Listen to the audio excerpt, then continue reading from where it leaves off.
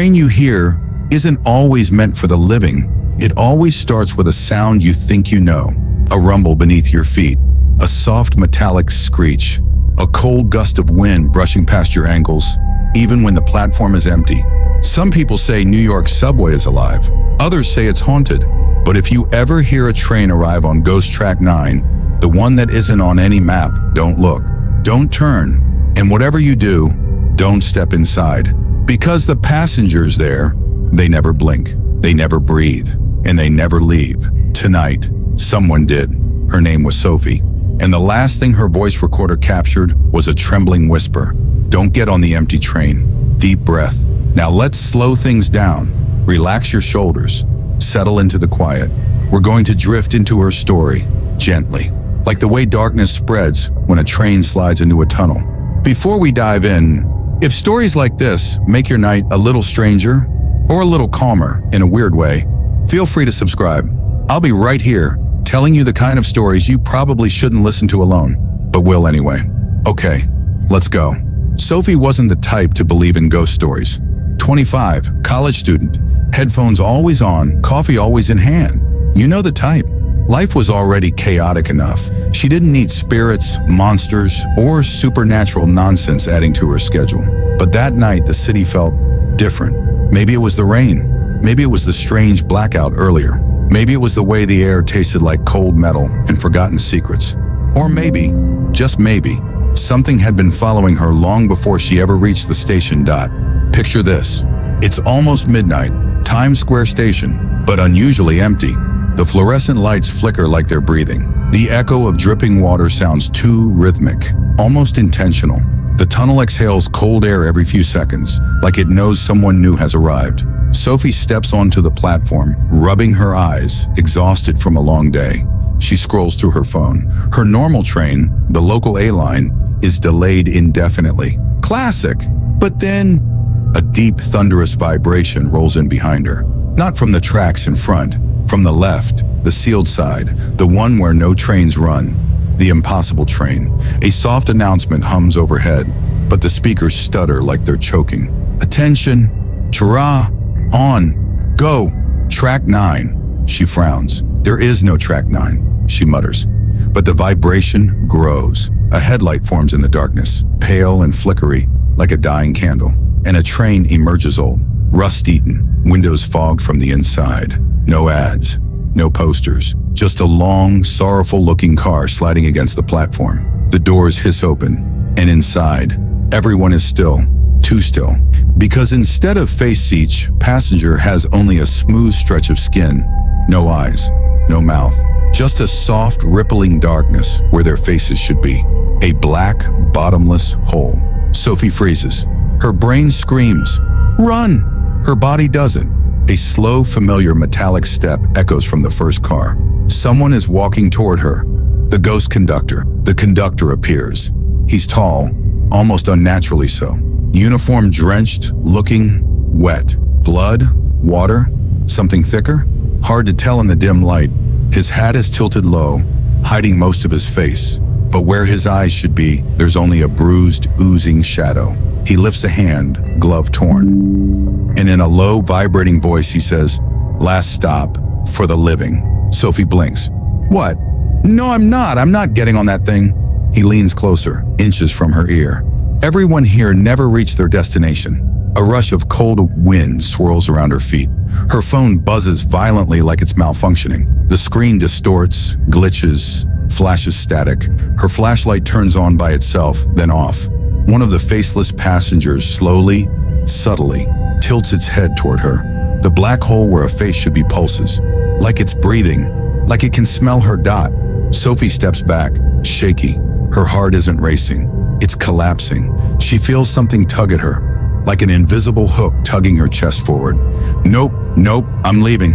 But when she turns around, the entire platform is gone. Just black, deep, empty, like she stepped out of the world. The only thing that exists now is the train, and the conductor waiting silently. "This way," he whispers. The lights flicker. For half a second, she sees shapes crawling across the ceiling, faces melted together, limbs stretching too far, eyes blinking where there should be none. but they vanish the moment the lights stabilize. Another whisper comes from the train interior, a chorus of voices. Not because she wants to, because she can't do anything else. Her legs move like they're underwater. Her vision narrows, her senses blur. The doors slide shut behind her, with a soft click like a coffin closing, and immediately the train lurches forward. Too fast, too sudden. The conductor walks away, boots echoing through the hollow car. The passengers turn their faceless heads in unison. The black holes ripple. One of them reaches out with a trembling hand. She backs away, heart thumping painfully. "Don't touch me, just don't." Her voice shakes, but the passengers don't respond. They're frozen, silent, watching without eyes. The train races through tunnels she's never seen before. Decaying walls, broken signs, old graffiti written in languages she doesn't recognize. Something scratches the outside of the car, long and sharp, like claws tracing the metal dot. The lights flicker again, but this time the darkness whispers. "Sophie."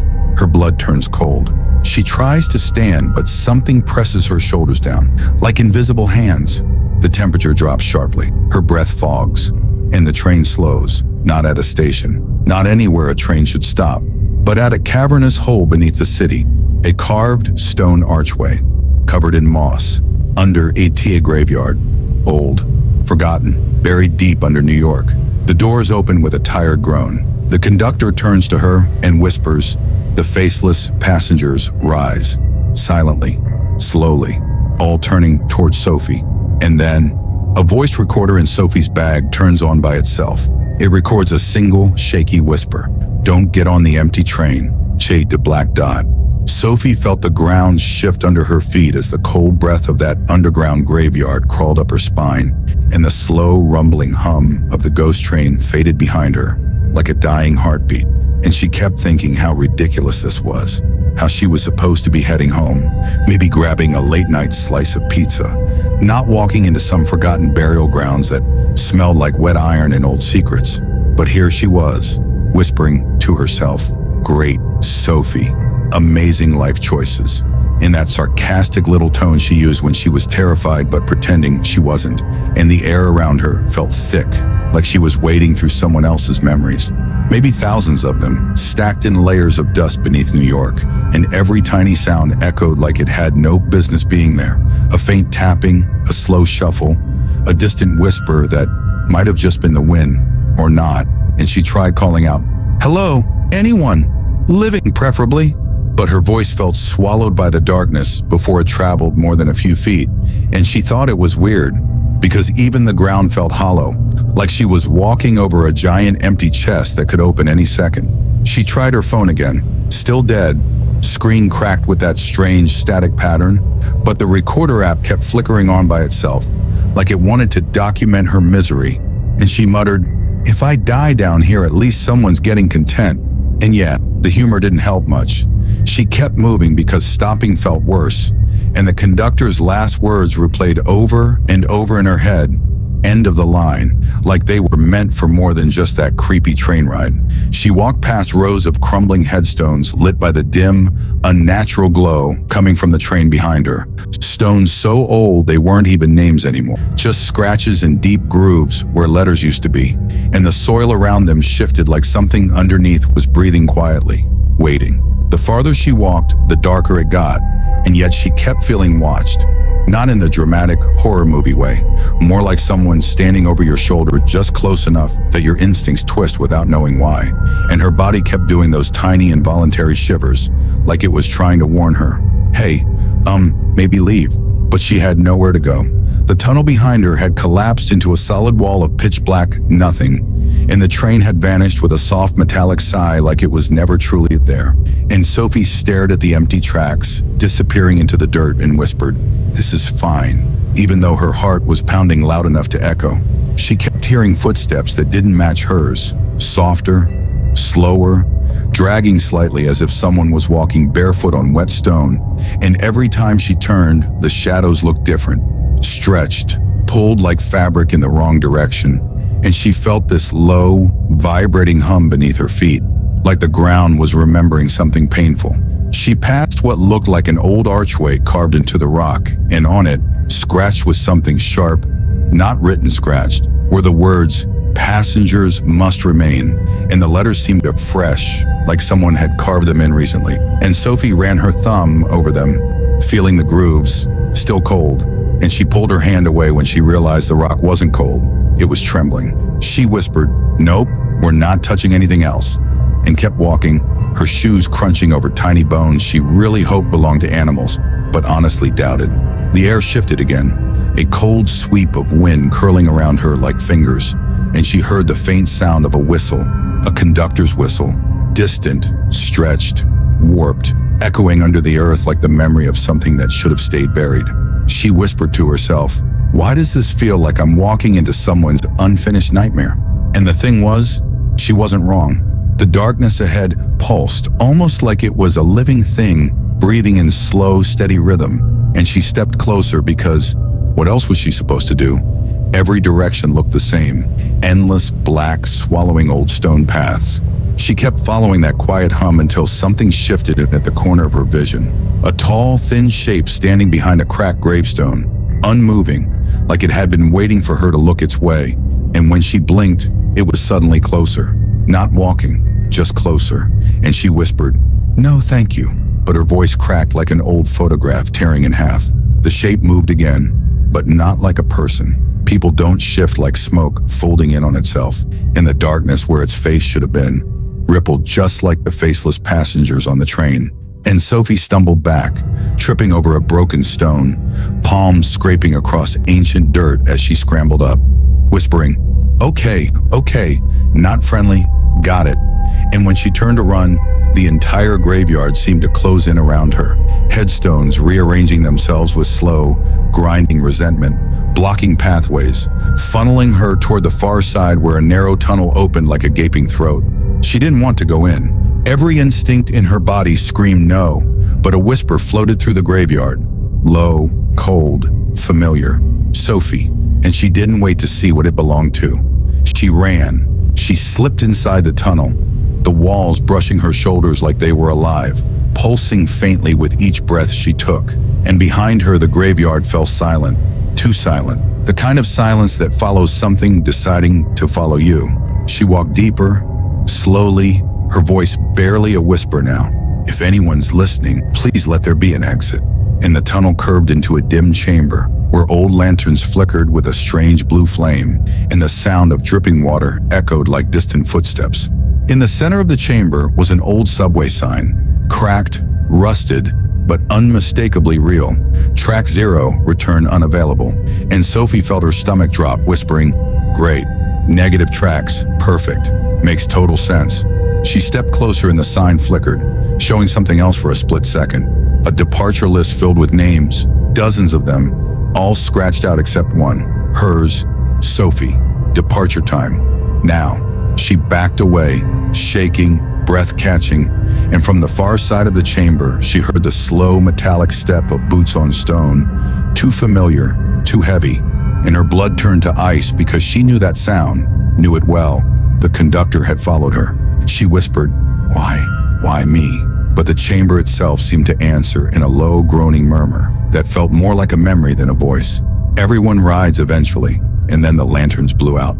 All at once, plunging her into a darkness so deep it felt physical, pressing against her skin as something cold, wet, and unseen brushed past her ankle.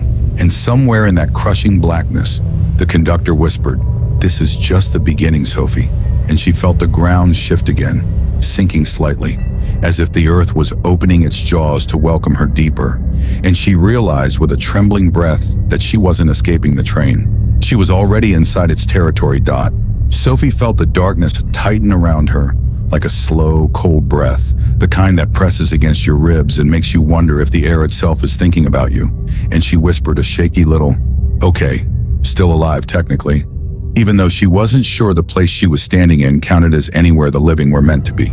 And she moved one hand along the damp stone wall, hoping the texture would ground her, because it felt like the tunnel behind her had already sealed itself, erasing her way out the way a dream erases details the moment you try to think too hard about them. The conductor's footsteps seemed to fade and reappear, like he wasn't walking toward her or away from her, but around her, inside the stone, inside the air, and every time she closed her eyes, she felt like he was inches from her face, whispering without breath. She tried to focus, tried to breathe slow, repeating stupid little comforting lines like, "You're okay, probably," even though she felt like the walls were pulsing with old heartbeat rhythms, the kind that didn't belong to anything human.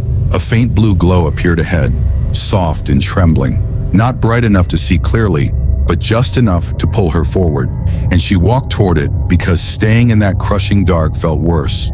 And when she reached the chamber beyond, she couldn't tell if she was relieved or horrified to see what looked like a massive underground platform, except it wasn't made of concrete or steel like a normal subway station, but old cracked stone carved with hundreds of tiny symbols that looked like spirals swallowing themselves. The air here tasted metallic, like she'd licked a battery, and at the center of the platform stood a rusted iron turnstile, half buried in the ground, as if time itself had given up trying to erase it. She muttered, "You've gotta be kidding me. An ancient cursed subway stop?" And her voice echoed unnaturally, coming back slower, lower, like someone else was speaking in time with her. As she stepped closer, she noticed the blue glow wasn't light. It was a reflection. A dark pool sat behind the turnstile, water still as glass, reflecting the chamber perfectly. Except, the reflected version didn't have her in it, and that made her shiver deep in her spine. She slowly leaned forward, squinting into the reflection, whispering, "Where am I?" And then something moved in the reflection's shadows, something tall, something with long, slow-moving limbs, and she stumbled back, heart pounding, whispering, "Nope, nope, nope." But the reflection didn't match her movements. Her reflected self stayed perfectly still, watching her with a face that wasn't gone like the train passengers, but wasn't exactly hers either.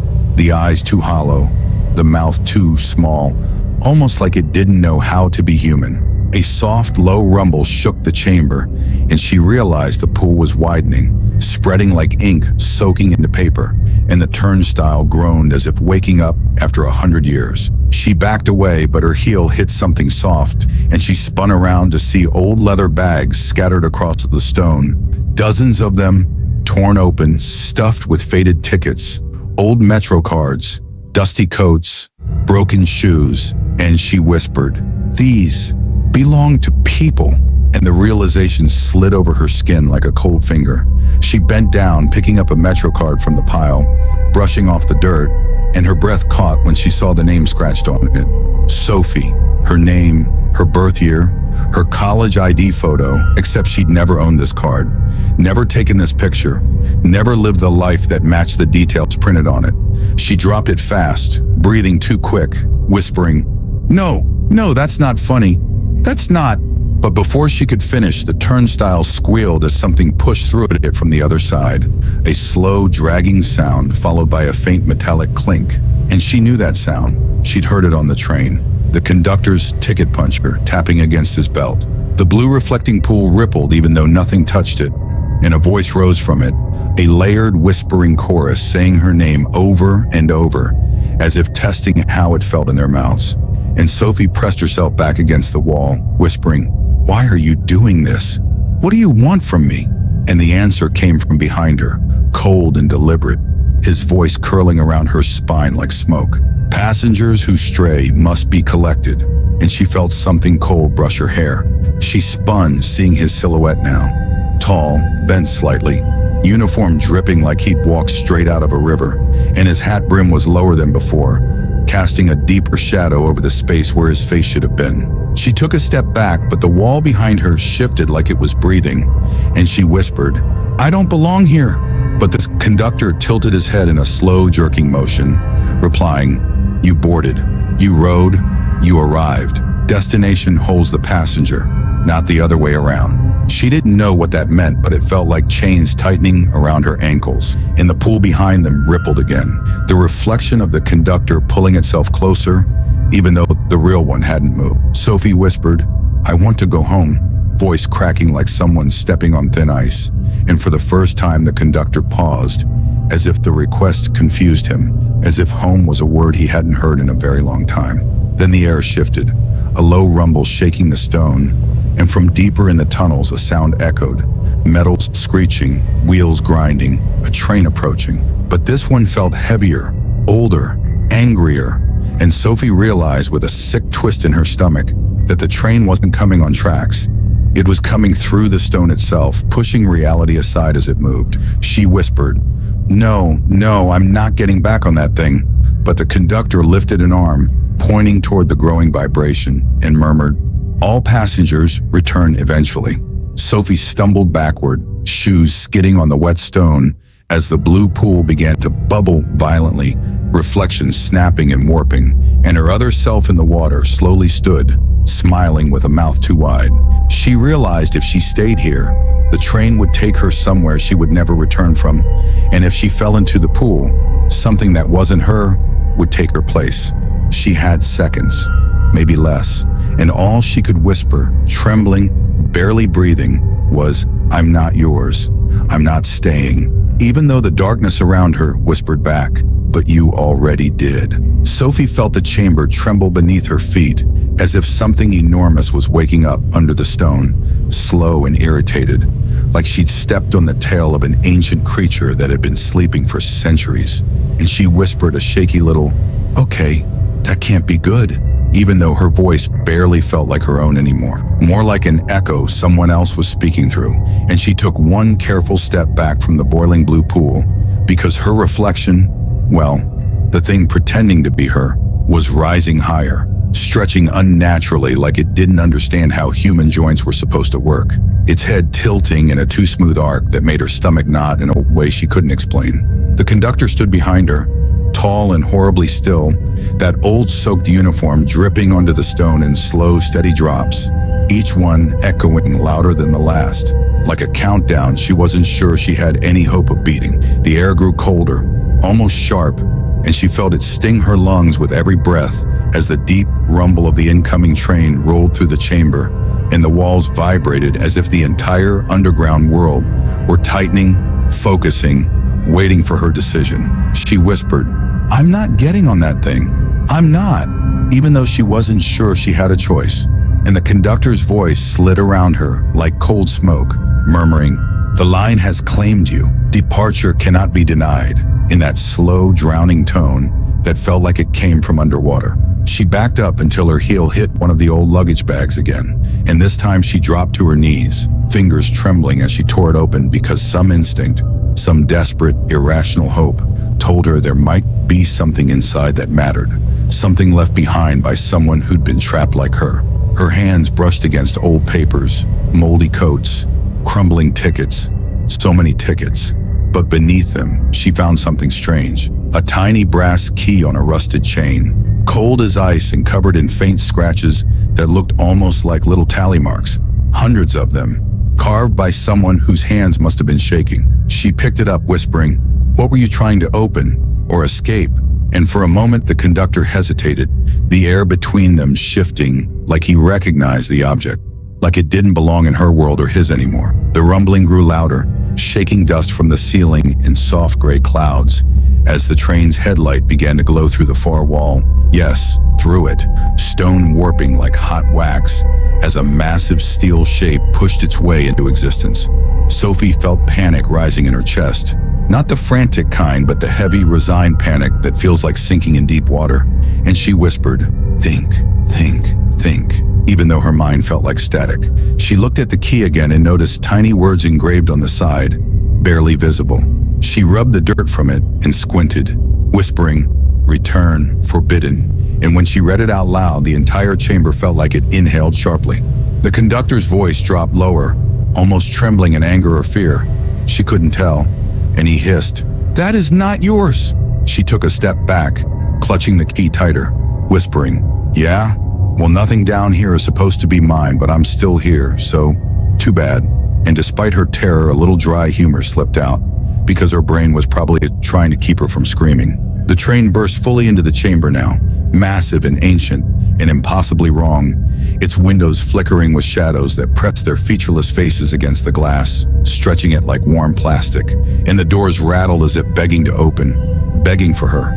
The pool behind her bubbled violently, blue flames licking the edges as her not self leaned closer, whispering her name in a voice too smooth, too calm, like a lullaby sung by something that had never been human. Sophie backed up until she was trapped between the pool and the approaching train, the stones shaking so violently she could barely keep her balance.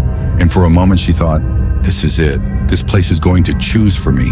But then she felt something, a faint warmth from the key in her hand, tiny but real, like a memory not her own. A whisper of someone who'd held it before her saying, doors open both ways, if you find the right lock.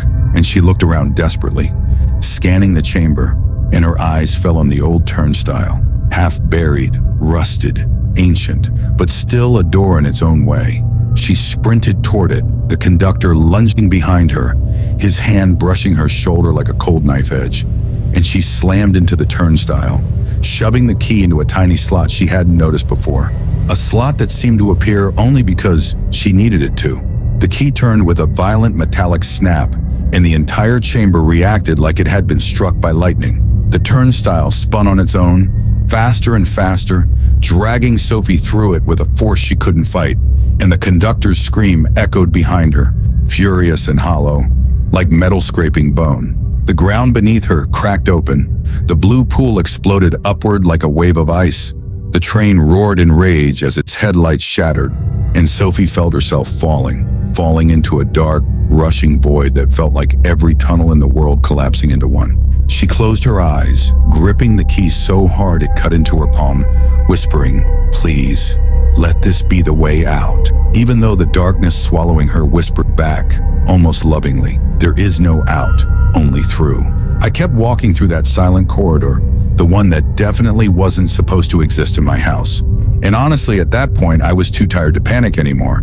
It felt like the kind of dream where you know something is wrong, but you just sigh and keep going because you don't have the energy to complain to the universe.